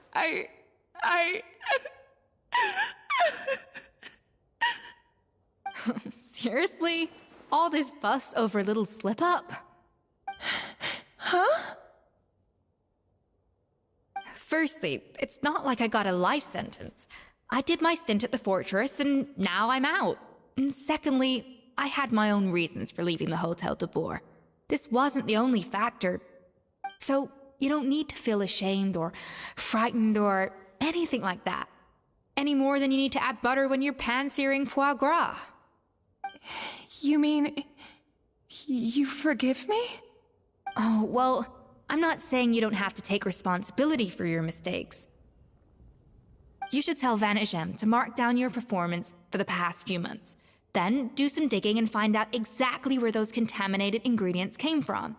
Sure, you've made mistakes, but now's the time to fix them. Understood?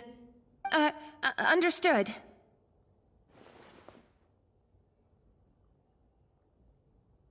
Good. Now, back to Savannah. What about the original codex would compel her to resort to blackmail? I have my suspicions. Not that I've got any proof to back them up, though. Ugh. What happened to me? I've overheard some customers murmuring about how the Hotel de Boer hasn't been the same since Escoffier left. They think our menu doesn't taste like it used to, especially our signature items. Now that you mention it, I noticed it during the contest too. I couldn't put my finger on it, but the flavor seems subtly different from how it used to be. But the difference was so small, I'm sure no one would notice it besides our most loyal customers and true dessert connoisseurs. Still, as head chef, it's easy to see why Savannah would get so hung up on it. So many times I've seen her make the cake base over and over again, late into the night, determined to match Escoffier's version. But something's always slightly off every time. Yeah, I've noticed that too. Never really gave it much thought, though. Thinking back on it now, it's clear that Savannah's been in a downward spiral ever since Escoffier left. She wants to prove that she can fill Escoffier's shoes. That's gotta be the reason. But after countless setbacks, she's getting more and more unhinged. And at some point along the way, she switched from doubting herself to doubting Escoffier. Doubting Escoffier? For what?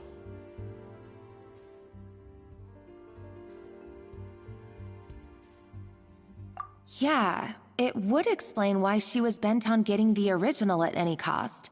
She must have thought Escoffier purposely omitted key details from her recipes when she copied them out. Also, she could retain her place as the #1 chef in Fontaine, the only one privy to all the secrets of the trade. Oh, for goodness sake, what a stupid idea. Of course. Then she finally got the codex only to discover that the secret recipes she's been pining for don't exist at all. Seeing how utterly wrong she was must have been a real shock to the system. It probably brought up everything at once. It overwhelmed her, and she passed out. There's still one thing that doesn't make sense, though.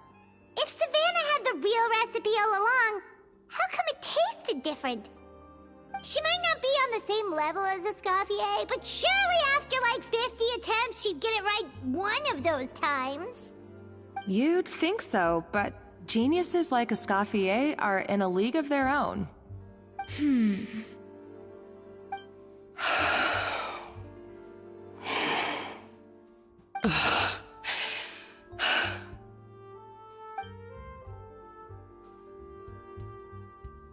New head chef, you say? What's her name? I don't think I've heard of her before. I wonder, can the Hotel de Boer keep its edge without Escoffier at the helm?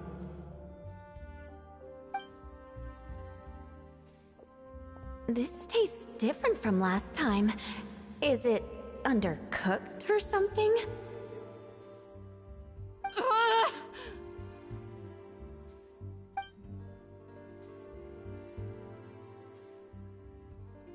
Take this. It's a copy of the Codex de Boer. From now on, you will be its keeper.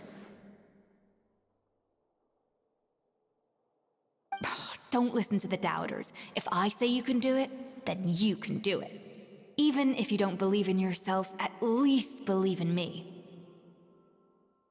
Hey, did you hear me? Once I'm gone, the restaurant is all yours.